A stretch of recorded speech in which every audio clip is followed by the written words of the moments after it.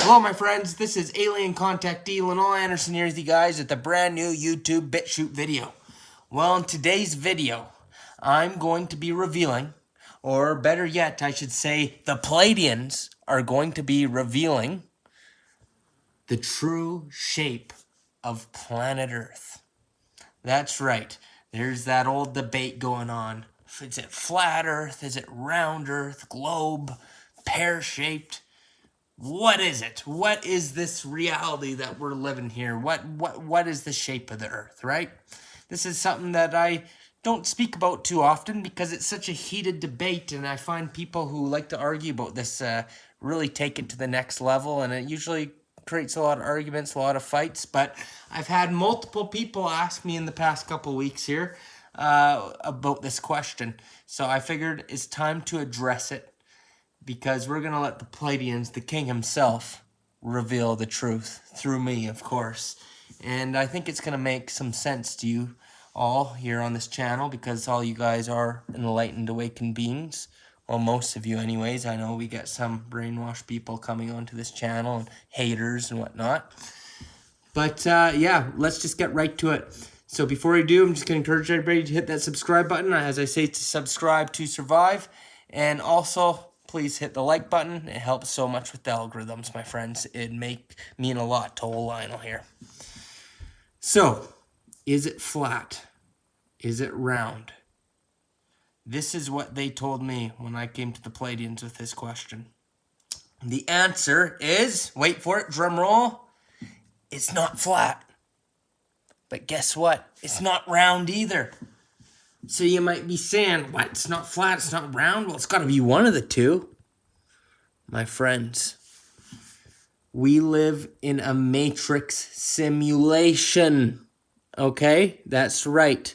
It's a realm, okay? We are living in a realm, a holographic projection that's being projected from our own consciousness, okay? This matrix simulation is a copy from an original, a base reality that is real, okay? But this, what we're living in, is not real. It appears real, it appears physical, right? But it's not. It's all energy, right? It's all just a holographic projection. It's an illusion. So in base reality, my friends, okay, in the base reality, that is the real prime Earth reality, the planet Earth is more of a sphere, and it's hollow, okay? This hollow Earth theory, that is true. Or it has parts of it that's hollow, if that makes sense. But it is more spherical, all right? But you got to also keep in mind, prime reality isn't physical like this either, really. It's a lot less dense. It's interdimensional. It's a lot less dense. It's hard to wrap your mind around, but it is more spherical. So in this reality, which is not base reality, this is a simulation of base reality, it has the illusion that we're on a sphere. And of course, that's what NASA and the powers that be want you to believe. But really, it's not round. This reality is not. And that's where the confusion comes in, because, you know, the flat earthers will come along, and they'll make some interesting points, because there is, due to this fact that we're in a simulation, round earth theory, there's a lot of things that could debunk that, okay? And looking at things from a flat earth perspective, well, when you're walking around outside, or you're flying on a plane or whatever, and you're looking, you can't see the curve, right? That's what flat earthers say. You can't see the curve, right? That's because it's simulation. So from looking just in your own point of view and everything, yeah, it looks flat, right?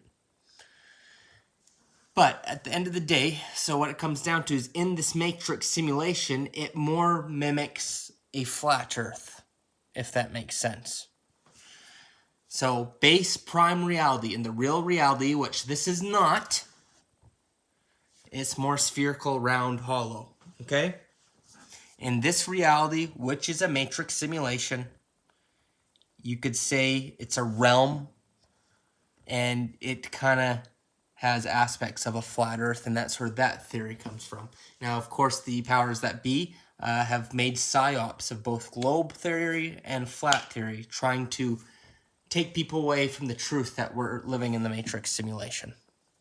Now, we know the flat earthers are always talking about the dome, right? They say that there's a firmament above us and that we cannot leave here. Is this true?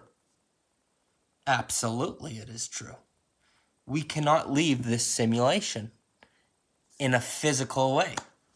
Okay, we cannot leave here physically. We could leave here other ways. There's other ways to escape the matrix, but not physically. So that's why it is true that we have never been to the moon. All that is BS. And I'm going to show you some videos that prove that this whole space concept is fake. And it's going to show the ISS is fake, the International Space Station. And it's going to show direct evidence of them being caught faking things. That'll be at the end of the video, so stay tuned. But I got to finish my point here first. So yes, we cannot leave here physically, my friends. That's like playing a video game, saying the video game character is going to jump out of the TV. It's just not going to happen, right?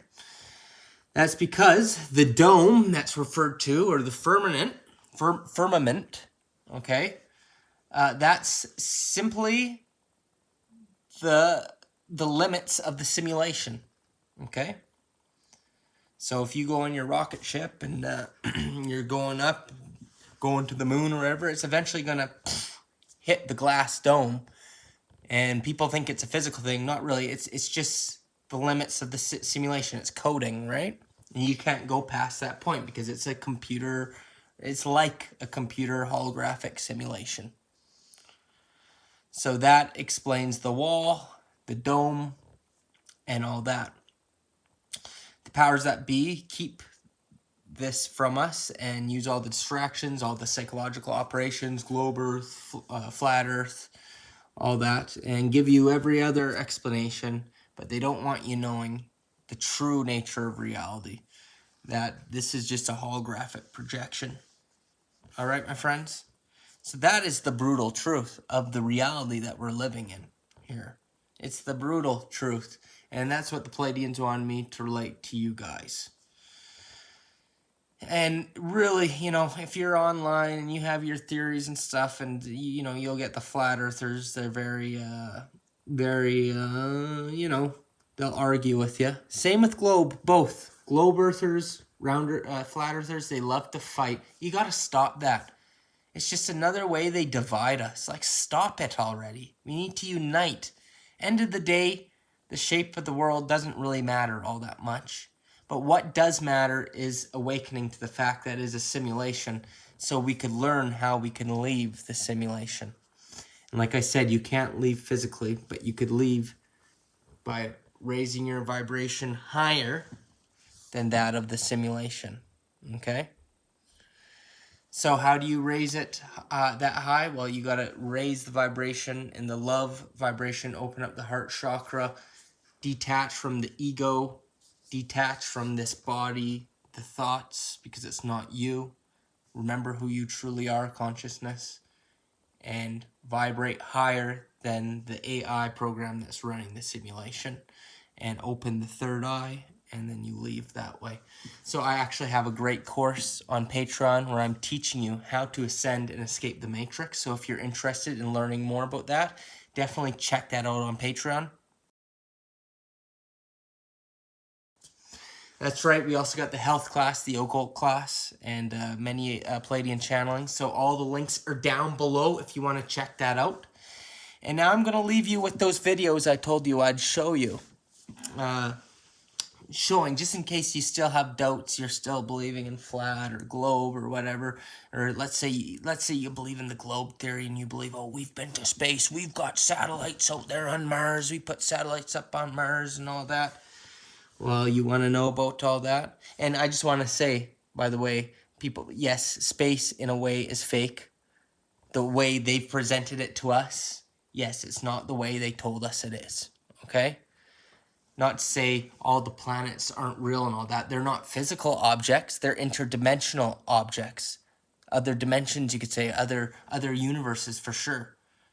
Okay, so I'm not saying Mars is completely fake, maybe in the simulation, but outside the simulation, I do believe there's a Mars, but it's more of an interdimensional thing. It's not physical like they said. It's different than what we think it is. So space may be real, but different what we think it is, but it is fake in the sense they tried to portray it like they got rocket ships out there and the International Space Station is going around out there and all that. We may have satellites in inner orbit, lower orbit, before you leave the simulation, but outside that, we don't have nothing up there. So I'm going to show you videos showing the International Space Station being debunked. Take a look at this. You look like you're in a studio, maybe in Omaha, Nebraska or something. The shot is so clear. Is this a hoax? Are you really in space still?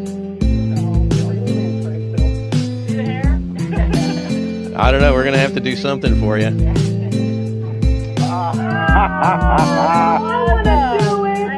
Oh, yeah, I can do that. Watch this.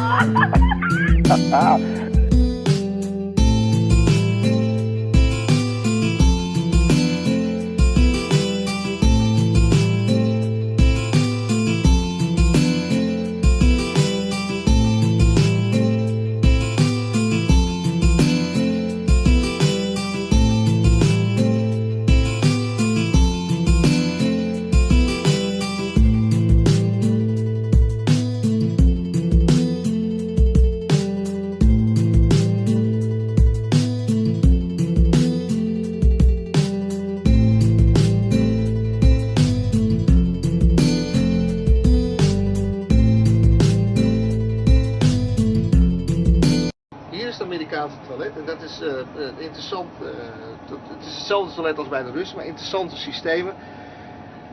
Hier achter deze panelen wordt de urine opgevangen en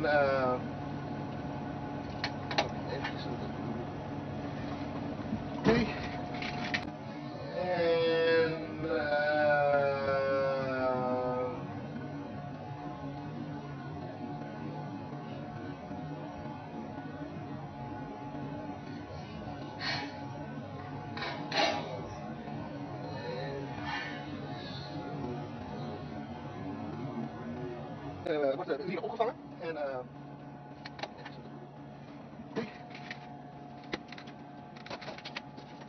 opgevangen en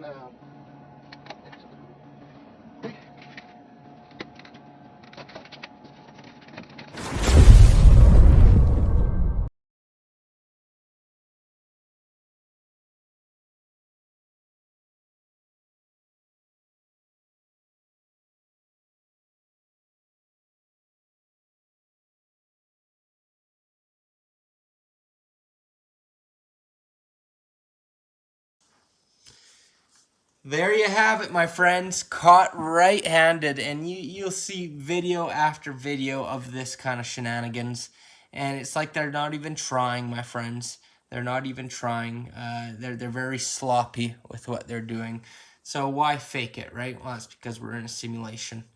And, you know, the whole NASA and everything like that was really created by the Satanists and occultists. I believe Aleister Crowley had something to do with it, and they have a lot of occult symbolism and stuff. So I'm going to end the video showing you this interesting clip that talks about some of the occultism that's with NASA.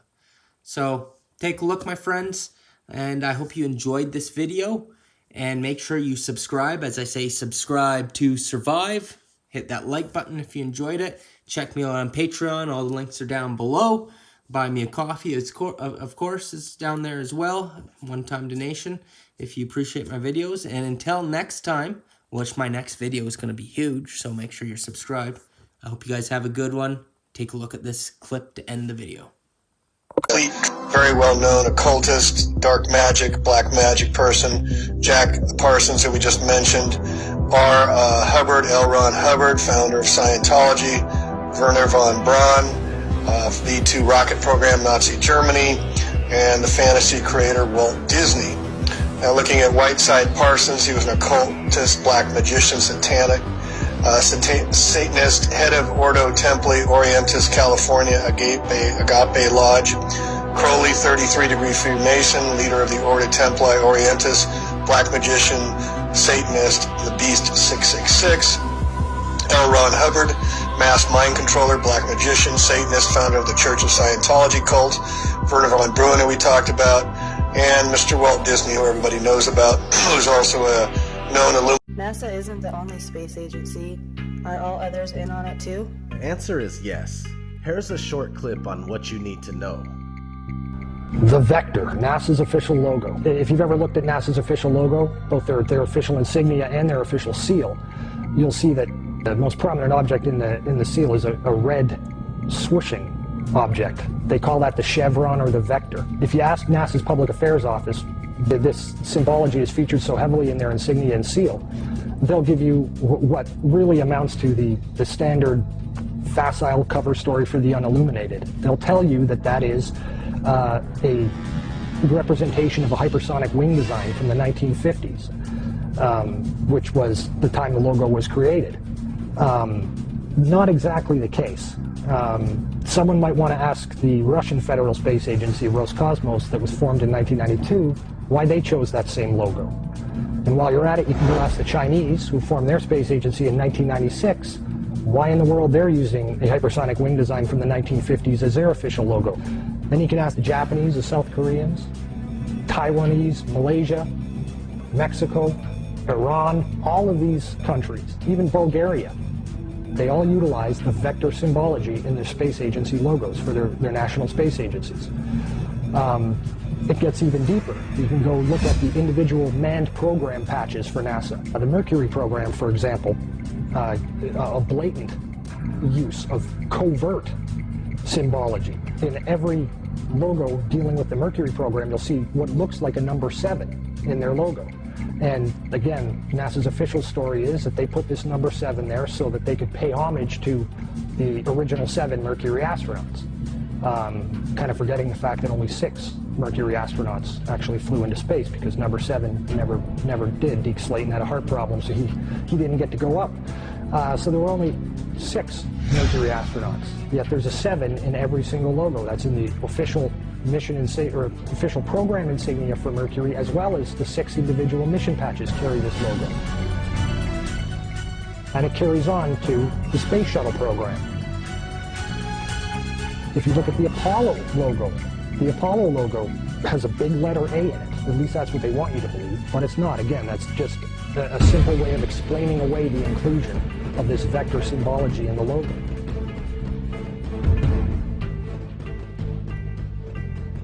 If you go to the Space Shuttle program, the original Space Shuttle STS program patch is a triangular patch that, again, hides the use of the chevronic vector symbology. And that also goes for many of the STS-specific mission patches. Every single one of the International Space Station expedition patches carry the vector symbology. The Russian Mir Space Station used the vector symbology. That was their official logo. You can even go deeper and look at military-industrial complex companies. Look at the logo on a company like Lockheed Martin, 2 vectors. The X-Prize logo, Ames Research Labs, U.S. Space Command. When you get into the military realm, the United States Space Command, their official logo is the vector symbol. And when you look at the military's individual space-specific programs, all of them deal with vector symbology in their official insignias. And the question really becomes, who or what are these people paying homage to? Let's look at NASA's Earthrise. Now let's look at JAXA's Earthrise. Do you believe this is real?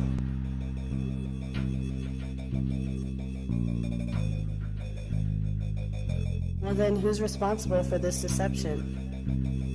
You will find that the Jesuits and the Vatican have been intimately involved in all things space, including owning the earliest telescopes and, to this day, the largest owners of observatories and telescopes in the world.